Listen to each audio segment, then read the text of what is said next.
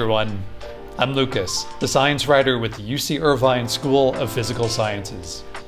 The other month, I took a trip down to Corona del Mar to visit Kirchhoff Marine Laboratory. It's the site of some technology that one of our professors in the UCI Department of Chemistry, Shane Ardo, is involved with. It's technology that can take planet-warming carbon dioxide straight out of ocean water. It's part of a company named Captura that was founded by a UCI alumnus named CX Xiang. I visited the lab, met with Professor Shane Ardo and his graduate student Anna Bender, and got a tour of the technology. Okay, I'm Corey. I'm an engineer at Captura, and I'll show you how the water flows through our 1-ton carbon removal prototype. We receive water from the site pumps, and it comes in through these sediment filters and enters this tank to remove entrained gases from the seawater. It flows through this skid, which removes oxygen and nitrogen, and then it flows into this skid where we add in acid, remove carbon dioxide, and then neutralize the acid with base that we make before we discharge it back to the ocean at neutral pH through this hose.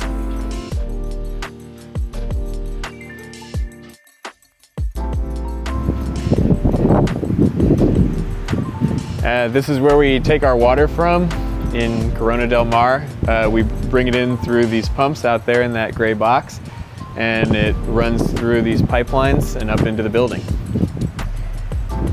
At UCI, Ardo's lab researches materials that might improve the efficiency of a key part of Captura's machinery, called a membrane contactor.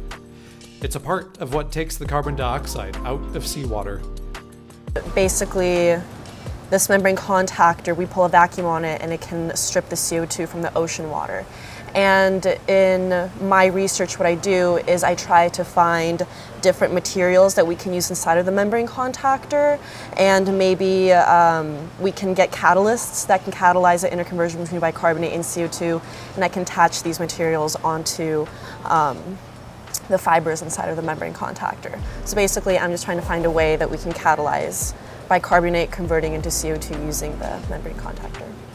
Yeah, this is one of the more integral components of the overall design. I mean, one of the most important aspects is we first need to generate acid and base, and that's done with something called an electrodialyzer.